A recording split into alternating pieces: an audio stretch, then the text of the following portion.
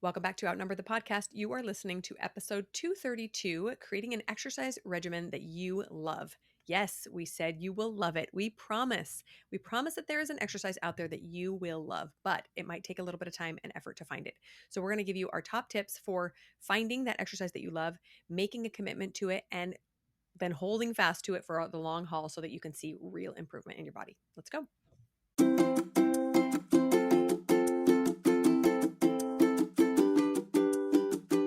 Hello, and welcome to Outnumbered the podcast. I'm Audrey.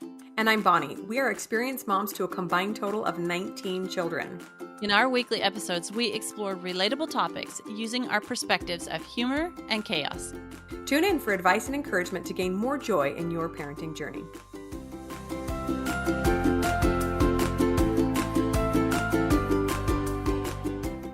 Hey everyone, welcome back and welcome to an episode about creating an exercise regimen that you love. And we're so excited about this because Audrey and I both love exercise. And no, we're not being facetious. We really do, but it's taken some years. We haven't always, and we're going to share some of our tips about how to find and implement a system that makes you want to get out there and exercise regularly. Yes, we want to remind you guys before we start that we have an episode called Body Image for Moms, and that's a good place to start, or a good companion episode to this one, because exercise is and has been a huge part of like both my and Bonnie's life, and also part of our positive body image work process. So definitely listen to that one too. But you guys, somebody left us the sweetest review. I just have to read it to you. It's from Sherry Lorraine. It says, "So charming. This podcast feels like a phone call with a best friend. Bonnie and Audrey do such a good job. You just feel like they get me." I love their insights and pick-me-ups. We don't know you guys, but we feel like we do because we're all moms doing this, the same thing, the same stuff we run into all the time. That's why we're doing this, because we want to talk to you about what we've learned so you don't have to make the same mistakes. Mm-hmm. Yeah, or you do, and then you just commiserate with us because we all make mistakes. So thanks so much for that sweet episode. So kind. Okay, so back to exercise. Basically, what we want to focus on today is not so much the exercise part as the love part of this title, right? Because anyone can exercise. Anyone can go out and get on a bike or walk around the block or lift some weights, but we want you to love it. Why? Well, not only does it feel better, but it actually will ensure that you do it over and over and over. We promised we are not going to tell you to go do something that you hate and that makes you miserable and tell you have to do that for the rest of your life. That is no way to live. And I feel the same way about food. If there's a food you hate and everybody says it's just so good for you, you don't have to eat it. It's okay. Find something else that will give you similar benefits, right? What we have noticed is that those who have the healthiest bodies and consistently show up for themselves physically are the ones who do things that they love. And that goes not only for physical health, but things like nutrition. They eat the things they love, they take supplements they love, they do things that strengthen their emotional health, their mental health. We don't want to lock ourselves into habits that we hate. That is misery. So let's find a way to love it. Yes, I want to say to you guys that if your body is telling you you hate a certain food or you hate a certain type of exercise, that's probably because it's not optimal for you. Your body's just telling you. It's trying to talk to you and tell you things. Okay, now granted, there's some things. Who likes liver, right? And it's good for everybody. But in general, your body is probably talking to you about an exercise or a food or whatever. So if you're the type who hates exercise, we can guarantee it's probably because you haven't tried something you love or that works with your body, or that is a good way for you to get your physical health where you want it to be. So keep trying. We want to talk to you more about this. Yes, and I will say that we fully acknowledge that exercise is hard. That's what makes it difficult to do over and over. It's not like eating healthy, I feel like can require some planning and strategy, but it's still an enjoyable thing. You sit down to a nice salad, that's an enjoyable thing as long as you've kind of prepared your body to like that sort of thing. Exercise sometimes is just always hard. Even if it's something you love, it is meant to strain your body so that you can develop a healthier heart, healthier muscles. So not only do you have to try lots of things, but you have to try them for more than one day. Okay. Trying a new exercise one time will not tell you whether or not you like it because you'll probably hate everything the first time. The first time I tried weightlifting, I was like, oh, this is awful. The first time I ran, I was like, why do people do this? They're masochists, right? Of course, the first time is going to be miserable. So I like to think that trying things once and then determining that you hate it is like a toddler who licks broccoli and is like, I don't like it. Of course you don't, because you are just a toddler when it comes to exercise and you're only just licking it. You're just only just trying it once. You got to commit and try for a while. That is such a good analogy. Kids licking the broccoli. Yeah. You don't know. You haven't tried it. Or maybe even just looking at it. I feel like that's what my I kids do. know. I don't I like the know. way it looks. Yeah. Smell. No, I don't like that. Have you tried it? Which No. cooked broccoli does smell kind of gross, let's be honest. It does. Yeah. Cheese sauce. That's where you need cheese sauce. Yum. Now I'm hungry. Oh, okay. So you guys, that is our number one tip for you. That is our first tip for you. It might be number one as well. Try lots of things. If you're doing an exercise you don't like, try something else. Try yoga, try walking, try Pilates, try swimming, try biking, try Zumba, try high fitness, try kickboxing, try martial arts. You guys, there's so many options. There's so many things that you can try. Yes, absolutely. A few more that are some of my favorites: weightlifting or strength training with just your body weight, spinning, so like stationary bike workouts, maybe trying a personal trainer, having somebody walk you through some exercises, running. Again, not a lot of people say they like running right off the bat, but eventually so many people do like it, but it does take some time. So then don't forget about the things that kind of don't look like exercise. Like you don't have exercise clothes on. Dancing, running your dog in the park, playing pickleball, basketball, hiking, rock climbing, um, anything that gets your heart rate up or moving. And if you've been kind of sedentary, um, everything is going to feel like exercise at first. So good on you. Go and get it. I want to also recommend the book Eat Right for Your Blood Type because it has a whole section on for each blood type on what kind of exercise is the most beneficial for each blood type. So if you want to get the most bang for your buck, start with the exercises that like your body is the most likely to adapt to or to get the most benefit from. Okay, that's super fascinating. I want to check that out. And I will also say that when it comes to, like you say, going from being very sedentary to starting exercise, so many of us just dive in. And that's probably the biggest mistake, right? We're like, well, let's just go do a weightlifting class at the gym. So, funny story, I used to belong to a really swanky gym. I worked there in the childcare center. So, they gave me a free membership. It was amazing. And their classes were incredible. But one time I had a baby. And then, like, 5 weeks later, I went to one of these weightlifting classes, which are, for people who regularly exercise intensely. And here's me, postpartum me, like, I can do it. And I think I couldn't walk for like a week. So do not do that. Don't be a dummy.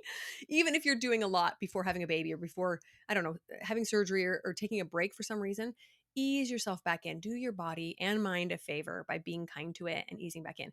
But I will also say that when it comes to the things that don't look like exercise, but do get your body moving, be intentional about it and make it exercise. So, for example, we like to go on this little teeny tiny hike up a little kind of decorative mountain with our family. It's so small. But when I go, I try to make it my workout. So maybe I'll run up a little portion, or maybe I'll carry a kid with me, or maybe I'll, go up and then come back down for another kid, or I will do a little bit extra to make it my workout instead of just kind of trudging along. Same thing with something like walking. You can walk like you're window shopping, or you can walk where you're, clenching your muscles and you're moving quickly and you're moving your arms and make it worth your while if you're going to do something like that. Don't give yourself an easy out. Yeah, exactly. Walking with your toddler, you go at toddler pace and it's super slow. So clench every muscle as you go. Imagine yourself walking through pudding. Isn't that the one they say like wet Yeah. cement? Like you just like your resistance walking. You can even exercise by walking.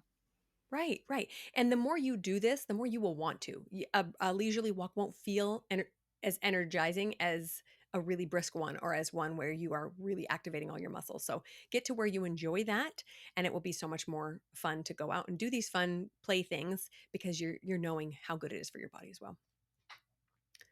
Okay, so step number two, first one is trying lots of things if you haven't found one you love yet. And number two is give something new a chance, right? So not just things that you've tried in the past. Well, I think I maybe like tennis before, but try something brand new and stick with it for a while. So we recommend trying something for at least a month. So 4 to 6 weeks, or at least 6 times. If you're only doing it once a week, that might be for a month or so. What that does is, first of all, it helps you get through the learning curve, because every new physical activity has a bit of a learning curve, especially as you get older, right? You get a little bit less coordinated, or your muscles don't work the way you thought they did. So don't go swim one time and think, oh, that was miserable, because yeah, you're still learning the right strokes. You're still learning how to breathe correctly. And then you get a little bit more comfortable with it. And then you can make a decision. Once you get to where you think, okay, this isn't quite so bad, then decide, is it something I love? So, for example, swimming is something that is a little bit easier for me than it used to be. It's still not my favorite thing. I do prefer running, but I only know that because I've done it dozens and dozens of times, and I've given myself a chance to get really comfortable at both of them and then make a decision. Yes, that is such good advice. One way that you can kind of force yourself to do it for a month is, for example, sign up for a class or a gym membership for like a month long, something that like you put some money into it. And so now you're kind of going to do it for 6 weeks because you've signed up, you spent a little money on it. So that's a good way. Okay. So here's something that I tried that I did not love. And I did the mistake of not trying it very long. I tried kickboxing. Now, this is just at home. So I often use Bodyfit by Amy. We'll link her in the show notes. But she goes through a lot of different kind of workouts. This is also a good recommendation for our try lots of things part. But she'll throw in some kickboxing, and she'll throw in some kettlebell workouts, and she'll throw in some yoga, and she'll throw in Pilates and all these different things. So I was like, it was, and sometimes it'll be mixed in with other things. So I was doing this workout of hers that I thought I liked, and it had some kickboxing in it. And oh my goodness, I felt so uncoordinated. I could not keep up. I could not get the moves right. I could not turn my whatever in the direction I was supposed to. It didn't feel graceful. It felt aggressive. I just absolutely hated it. And I was like, yeah, no more kickboxing for me. This is just not working. But again, I only did like one workout with kickboxing in it. Oh yeah, well, we can agree to disagree there, because I love kickboxing. That probably has something to do with personality too. You're a lot gentler than I am. It could, but oh my goodness, maybe I would like it if I tried it again or tried it like if I just picked like one of her episodes and just did that like Mhm. every week for 6 weeks or something and I could get the moves down, maybe it would feel more intuitive, but it just felt so unnatural to me. It's probably not right for my blood type, kickboxing. That's right. Well, and I will say that the more coordination the exercise type you pick, the longer you're going to need to stick with it to see if you're good at it. So things like Zumba, or any sort of dance workout, or a kickboxing thing, swimming. So when you're using lots of body parts at the same time doing different things, that's going to require more coordination than just lifting some dumbbells. Okay, so that's going to take a little bit more time to get used to, and it's totally okay if you end up hating it. But you could love it. You just never know. It could be just the thing to get you back into exercise. But give these things a chance. So I personally am not a huge fan. Another thing I'm not a huge fan of is biking for exercise. I like to go on nice leisurely bike rides, but not like push it hard. But I have trained for some triathlons, and so both the swimming thing and the biking thing are required. So I would love the running aspect and then just kind of tolerate the other two. But I really did learn to enjoy it towards the end. And that just goes to show that the time spent on these things can be really, really enjoyable, and you may learn to use different areas of your brain, different portions of your body that you've ever used before, and might teach you something new about yourself. Oh my goodness, spiking. I like biking, but here's another thing about why you need to be consistently trying it for a while is because it uses some muscles that kind of hurt, like sitting on the bicycle seat. I don't Oh have yeah. padding or Uh-huh. something in the right Uh-huh. places, and I like limp for a week When afterwards. I first get back on the bike for a while, especially because I have a racing bike that has a little teeny tiny little hard seat, yeah, it is very uncomfortable for the first 2 weeks. You're like, oh. I know. Last summer, my daughter and I were going on a bike ride. Once we were trying to do it once a week, and I don't think that was enough to get my body, my seat muscles built up or something. Because oh, yeah. Anyway, keep trying. That's the point. Keep trying. Try something new. Okay, our third step or third tip for you is pick a time and duration that you can commit to for the long haul. So, if you're trying to exercise first thing in the morning and you're not a morning person, it's just not going to stick. You may be motivated for a while because you got this new thing, but 5 a.m. is not the time to start a brand new, unfamiliar workout where you're just unfamiliar with what you're doing and you're hating being up at that time of the day anyway. Um, you've got to be put some thought and intentionality into when you work out and why you work out then. Yeah, absolutely. And it doesn't mean that you can't train yourself to like a 5 a.m. workout, but just realize that it's going to take some commitment if that's not something that you're used to, and be ready to, keep pushing through for the long haul. And I think for me, this just takes trial and error. And every phase of life is very different. So when I had little babies, every one of my babies had needed a feeding at 5 a.m. always. So I could never do early morning workouts. The earliest I could get out might be 7 or so, and sometimes that was too late for my husband leaving work. So I had to get scrappy. The trick is just to commit, to try a time. Let's say, well, let's try 6 p.m. My husband gets home, we eat dinner. I'm going to leave him with the kids. I'm going to go try to go on a walk. And then just tell yourself, I know there's an form of exercise out there that I love, and I will not stop until I find it. And then your brain knows, okay, well, this wasn't it, but there's another one. Instead of just thinking, well, this wasn't it, I'm just destined to be, slothful forever. Yes, that is right.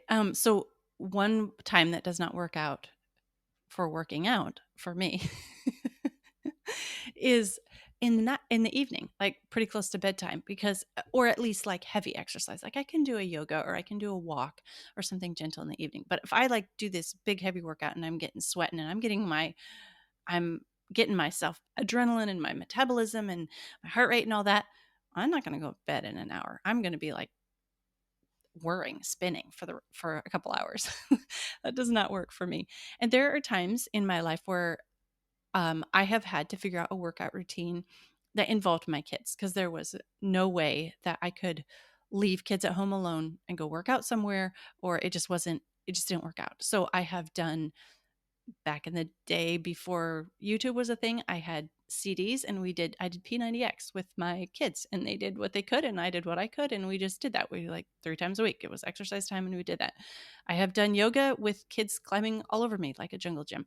There are times when I have had to work out with kids, but for me, exercising is such a huge priority that I'll make it work even if I have a kid sitting on my head while I'm trying to relax in yoga or something.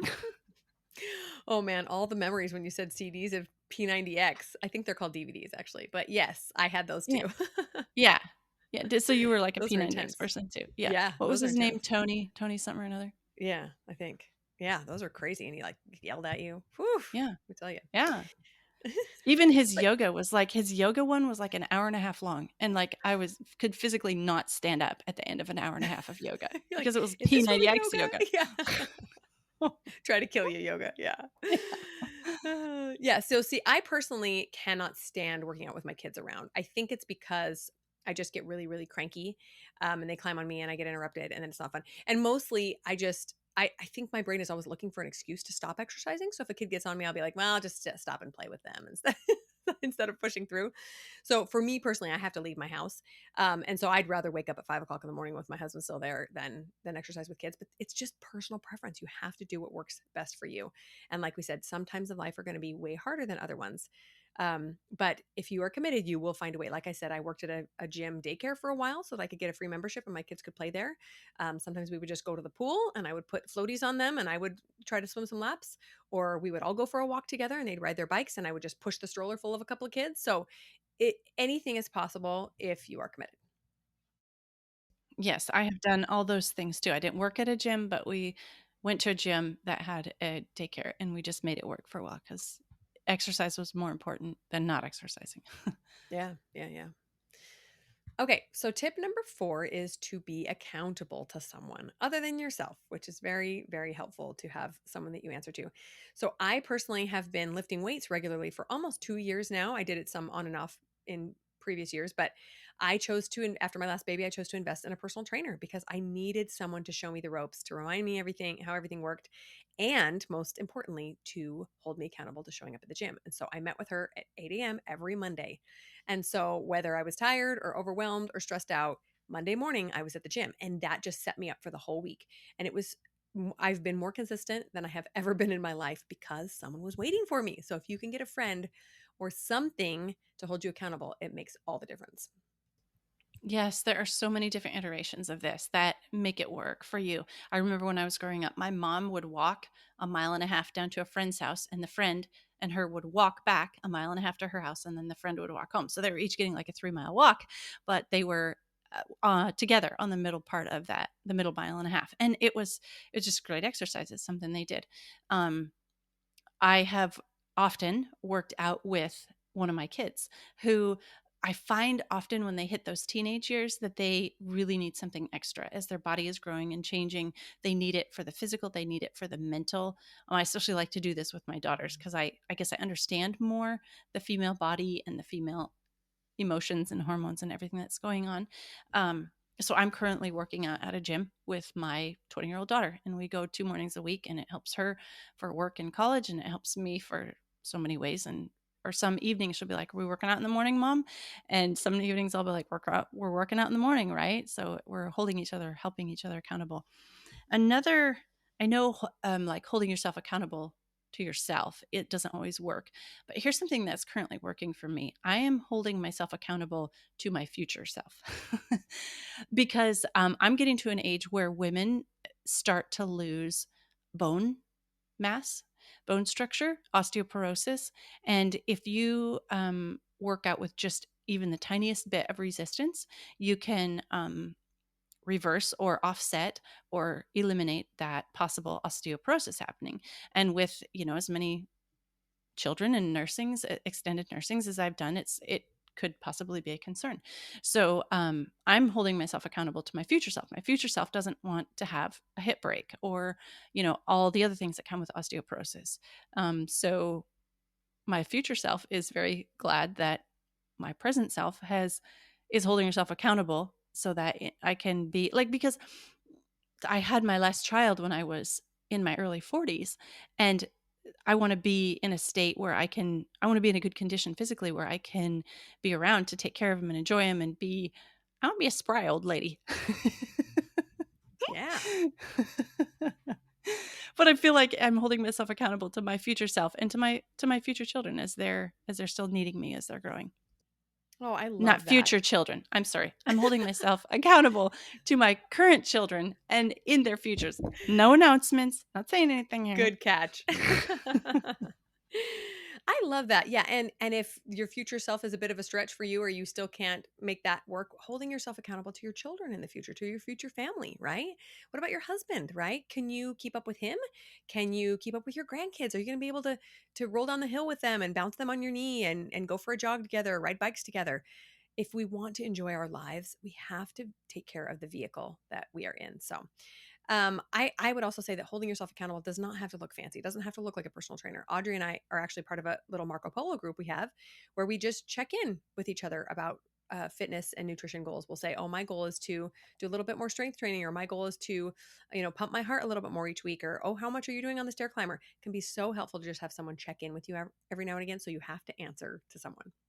Yes, and that Marco Polo group is so helpful because like you'll mention something or I'll ask somebody in the group a question or like there's just like a hive mind kind of thing where I haven't done this machine before and I can't figure it out from watching YouTube videos. So I'll ask you guys. And like, it's just really helpful to feel like you're like, I'm exercising this morning and I know so and so exercised this morning too, or that kind of thing. You could have a text thread with a friend, a sibling. You could make a chart with your husband. You could create a reward system for yourself, gold stars. Hey, it worked when we were kids, right? There's tons of cute um, 100-day trackers or one thing a day trackers or every week tracker, however you want to do it. There's lots of things out there that you can um, bring into your repertoire to help you stay consistent. Yes, and again, remember that all the charts and all the accountability systems will not mean anything if you are doing things that you hate, right? So I go to a gym that I really enjoy, and there are a million things I can do there. There's stair climber and there's elliptical and there's walking and running and there's a million classes and there's training programs and all these other things and a pool you can swim in. But I have learned what works for me, and so generally I do the same thing over and over and over because I love it.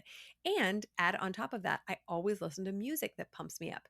Could I listen to podcasts and audiobooks? Of course I could, but that doesn't work for me. That might work for you. So try that, right? Try a million different things until you hit on the thing that just gets you out of bed in the morning. I don't have to, look at my chart and see if I want to get a gold star to get to the gym. I wake up and think, oh, I can't wait to go get some, frustration out on the stair climber, or I can't wait to, sometimes I just go walk on the treadmill and they have like a theater room where I can watch a movie or something just to decompress. I need time away from my kids and working on my body. So that is so helpful to me because I found something that I enjoy. So just to give you guys a little sneak peek into our own current workout regimens, I wake up and exercise either right away. If my kids are already up, I have to leave the house quickly before they tie me down. Or if they're still asleep, then I will make time for scriptures first and then I will leave. I like to go to the gym at least 3 times a week, sometimes 4, usually for weightlifting, usually lifting weights or doing something similar to that. And I like to use a stair climber or walk on the treadmill. And then I also walk or run outside a couple of times a week if the weather allows. Okay. Currently, I mentioned that I'm going to the gym with my daughter twice a week, and we go early. I like to also put a little scripture in my mind before I go, and I usually listen to the Bible as I'm driving there and back just to get my morning started right. Also, in another way. So we do a little cardio to warm up, and then we do a weightlifting routine. It's just one she found on the internet that she downloaded, and I have this spreadsheet that I use to track it. And then at the end, she goes and gets ready to go to work, but I go home and shower. So I go back and do more cardio, either stair stepper or treadmill or elliptical or the rowing machine. I just kind of cycle through them.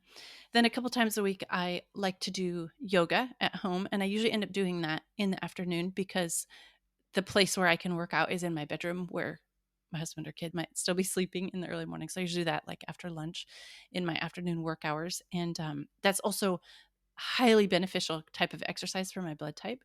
So I do try to do a lot of yoga. And then some evenings I will go for a walk.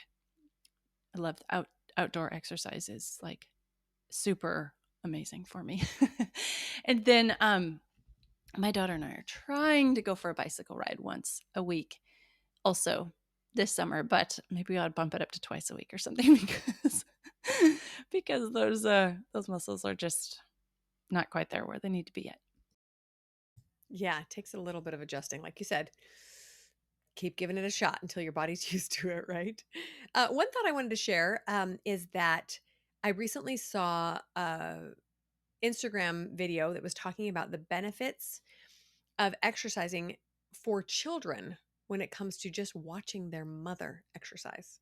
Just like that, basically, that the fitness level of the mom is directly related to the fitness level of the kids, even if they don't exercise together. Just the fact that the mom is fit shows the kids how to also be fit.